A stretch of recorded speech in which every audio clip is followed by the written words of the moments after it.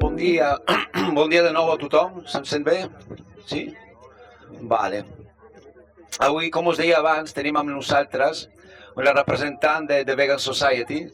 The Vegan Society és l'associació més antiga del món, fa 1944, que va, de fet, parlar del terme vegà per la primera vegada.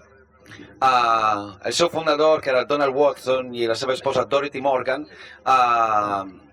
van treure el terme vegan, traient de la paraula vegetarian la part del mig, perquè al seu dia la Vegetarian Society no volia promoure un estil de vida sense lactis, i a la seva revista doncs han dit, bueno, llavors no n'hi ha més vegetarians, inventem un altre nom que és vegetarià però sense també làctics i tot derivats. D'aquí la paraula vegan. Avui amb nosaltres tenim la cap de campanyes, política i recerca de The Vegan Society, Claire Ogley. Welcome, Claire Ogley. Fem un aplaudiment a Claire, que venen de Londres. Hi, welcome. Thank you for having me. Okay. Amb ella, com us deia, parlarem un moment de què és The Vegan Society, per qui no la coneixes, i li farem alguna pregunta, estarem una mitja horeta junt amb elles. Ara comencem ja, jo us diré i després li trauré les preguntes a ella. Li volia explicar, la primera pregunta que li volia fer era que expliqués ella una mica sobre The Vegan Society, la seva història, què ha aconseguit i què estan fent actualment. So, could you please explain a little bit about the Vegan Society and what you're doing right now?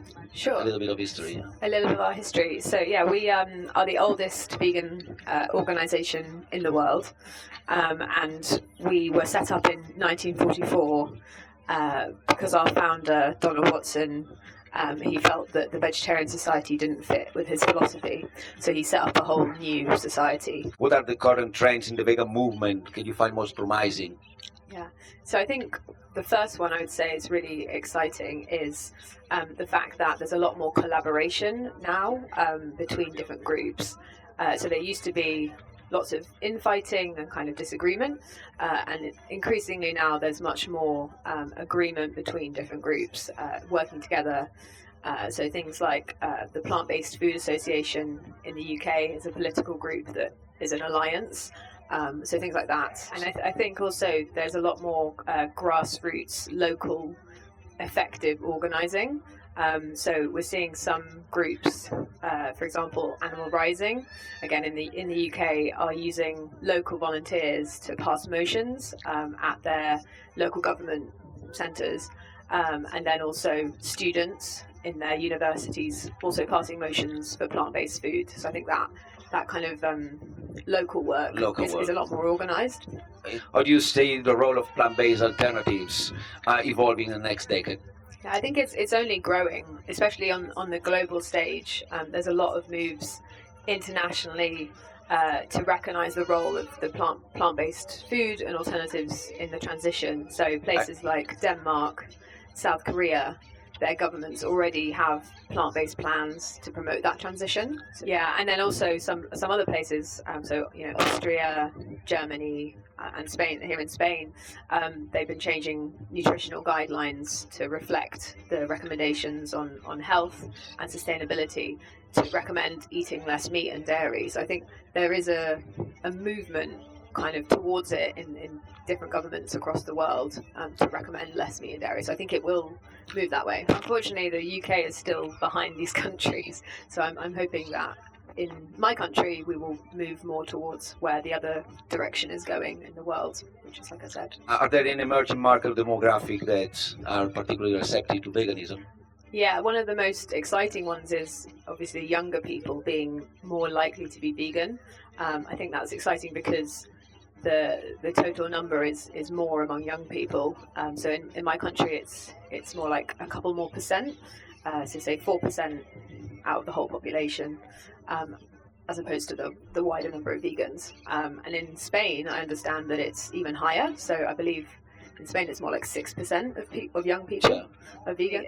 As it's more normal in their group, so their peers, their friends become vegan, it's more pressure on them, to be vegan. And in the future, generations beyond that, for them it will be even easier because they will have practical alternatives and in a society sense, it'll be, you know, kind of less stigma for them. Yeah, I think precision fermentation is a big trend, because we've seen our first product to be registered with us with the Vegan Trademark that we register products with, and I think it's the beginning of a new trend towards that. Yeah, and some of the sectors of, for example, the fashion or the cosmetics. Yeah, it's actually one of our biggest growth areas for our trademark. So lots of companies have been coming to us asking to trademark cosmetics, beauty products, self-care, all of those kind of products. And it's often easier for,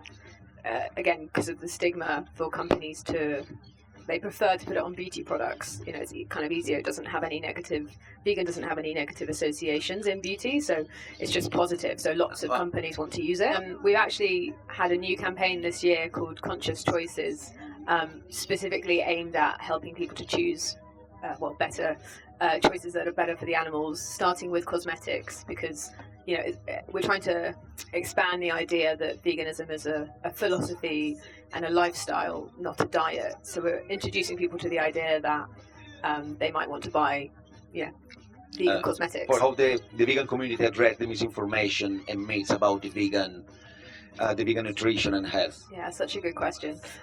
So I think the biggest and most important thing vegan can do is live as healthy a life as you can, because you're, being a good example for other people, if they can see you living a really healthy lifestyle. And I think staying educated about all the nutritional requirements. So we've got really useful resources on our website. We also have dietitians in our team who will help people with questions that they have. And I think making sure you're taking the necessary supplements. So there are a couple of vitamins that is particularly important if you follow a vegan diet. Vitamin D, B12, selenium and iodine. And we actually have a supplement, Veg One, which on our stand here you can order, which is specifically designed to help vegans get that nutritional requirement. We also produce that vitamin, so we sell it as cheaply as we can, because we want all vegans to be healthy, and we want everyone to have access to that. What are the biggest challenges to the vegan movement? That's a good question. So I would say two things here. The first thing is the strength and power of the animal farming political force. So they've been around a long time, they have political influence, and they have the kind of strength there. So we're facing a lot of backlash, particularly on nutrition arguments. Like you said, we're seeing a lot of misinformation from them. But that said, we have something that they don't have, which is thousands of committed activists who really care and are really passionate about saving animals. So I think they will never have that. They don't have thousands of people. No. I think the other challenge, the second challenge, is the feeling that one person cannot change things. I don't think that's true. I think every person can have much more of an impact than they realise, because we're all part of networks. We have friends, family, communities, workplaces. Everyone is connected to everyone else. So you're probably influencing many more people than you think. And if you think about our founder, Donald Watson, creating the society 80 years ago, he had 25 members in the beginning. And now there is millions of vegans across the world, in that time. I think what I would really encourage everyone to do is think of something they can contribute. And I know everyone has something that they can give to the movement, whether maybe it's volunteering time, maybe it's donating money, maybe it's just asking restaurants and cafes around you to stock options. The more people move towards it, the more people ask, the stronger we are. I'll give another example as well. A case that we helped, it was 2020. We had one man brought a legal case challenging basically veganism as a protected characteristic. And it was proved in law in the UK now that veganism is recognised under law as a kind of philosophical belief. And I think that's just the example of one man bringing a legal case, and now we use that in our work to get people options in hospitals, to get people options in schools. We say, this is a legally recognised belief. So you don't have to bring a legal case to make a difference. I think everyone, like I said, you're in a circle of friends, a circle of family. You can encourage them and talk to them about your beliefs. You can suggest restaurants. There's lots of things you can do as one person that will make a big difference. And if you're interested in that, I would suggest going to our stall where we help people to sign up for membership. It's only a few euros a month, and it helps us with our work. So again, it's a kind of way of connecting to a wider vegan family. Volia preguntar, aviam, no sé si ella està al cas, vale? Quina és l'avantguàrdia ara dels aliments d'imitació a la carn, al peix, o sigui, els sabors i les textures que molta gent enyora o per una qüestió això de plaer no acaba de deixar de menjar animals. Quina és l'avantguàrdia? Perquè és que ara és els casos més destacats. The lab-grown meat, which is cultivated meat, and it is exactly identical to meat. So we don't work too much on that because it's not vegan as we see it. So it still uses animal cells, and therefore we don't use it, and we don't kind of recommend it because we just don't think it's vegan, and it still uses animal cells. Molts de nosaltres tenim animals de companyia o mascotes, no sé si queda molt bé això de dir mascotes, i bé, jo ho he provat diverses vegades a donar-los pinso vegà, i no hi ha manera, o sigui, no hi ha manera, no s'ho mengen, i clar, veig que van patint, es van aprimant i al final m'he de declinar per menjar que porti carn. Si coneixen, si estan al cas i com ho afronten, què poden recomanar al respecte? Well, Andrew Knight is the expert, the one who's speaking. Yeah, he's the worldwide expert on that topic. So, that's a really interesting question, whether we would trademark food for cats and dogs that is cultivated meat. I don't know. We haven't had a request yet, so when we're asked, we will decide. You work already with Mr. Andrew, yes, we know him well. So he's one of our research network. I think we would support anything that reduces animal suffering. I don't actually know whether we would trademark it because we haven't had a request. You were mentioning that one of the problems veganism is facing is that the meat industry and the lactose industry is so into our culture. They also have they're subsidized. Do you think it's possible in the future to find a way to make this subsidized and this political help they have to be removed? Because I found my friends saying vegan products are more expensive, but sometimes they're more expensive because you're looking for expensive alternatives, but also because the meat is subsidized, right? So I don't know. I wish we could find a way of removing that.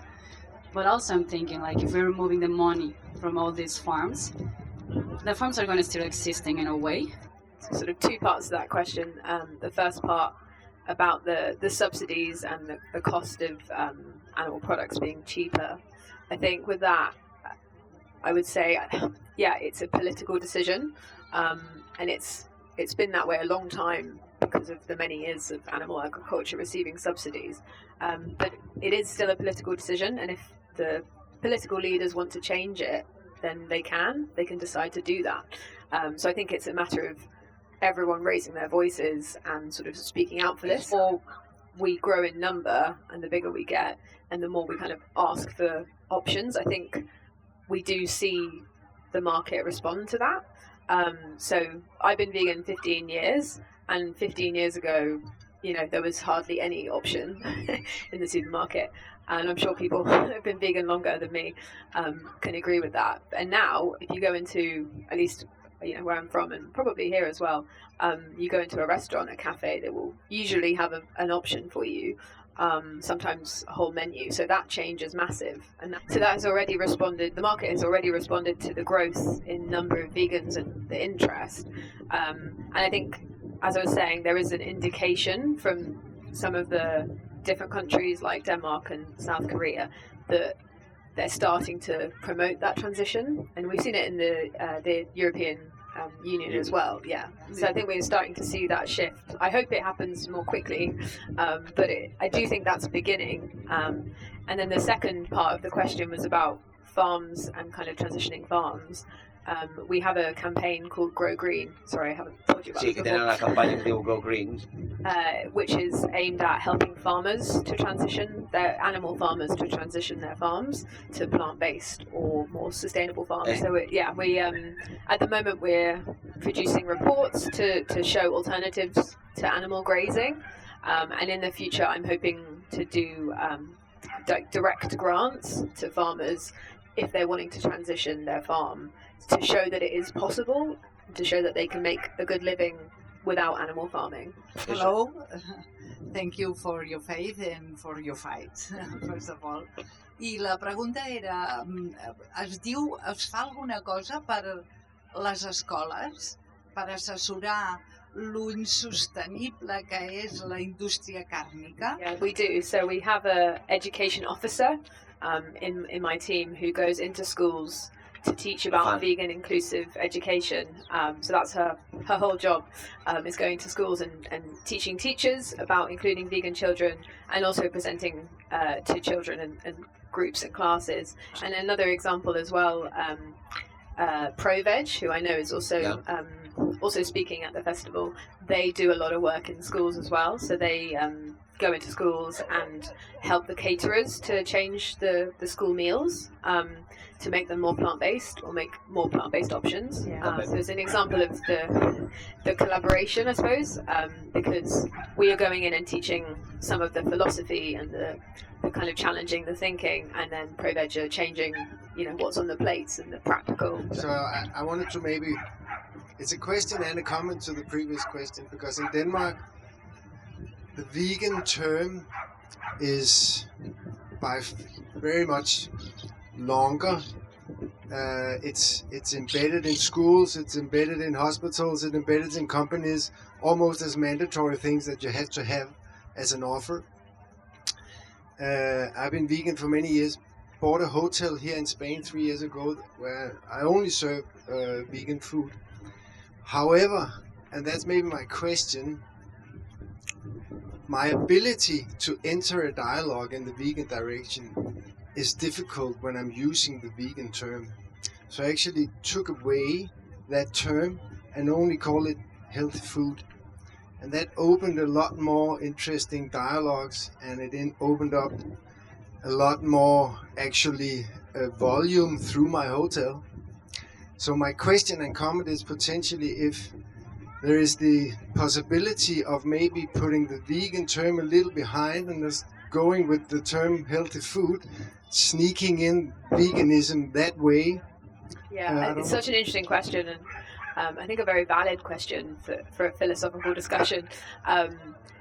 So I would say we really stand by the word vegan. We invented it, and we think it covers so much of the philosophy and a whole kind of lifestyle that it's important to have a word for that. Because I do think without challenging the kind of speciesist norms, if you just change food but you don't change people's philosophy and way of thinking, then they're never going to kind of completely understand why we shouldn't exploit animals. So I would say I think there's room for both approaches, and so I think both can work together. But I would say that the word vegan doesn't have that stigma just because of the word. What people are kind of reacting to is the idea and the philosophy. So no matter what you call it, people will, because they don't want to change their mindset and their belief, they will always react badly to that because you're challenging their worldview. Yeah, we're holding up a mirror. So I think whatever you call it, sometimes if what you're meaning is the philosophy of rejecting speciesism, then people are always going to react badly to that word, even if you kind of say plant-based or something. Like, I think if it works for you in your kind of hotel and that makes sense, then obviously you're saving lots of animals by having that in a very practical way, and maybe for you that makes sense. I don't object to someone using a practical means. I just think there's room for both that and then, introducing vegan philosophy as well. Thank you very much for coming, Thank Claire. you. Thank you for your Moltes gràcies a translation. tothom per estar aquí amb nosaltres.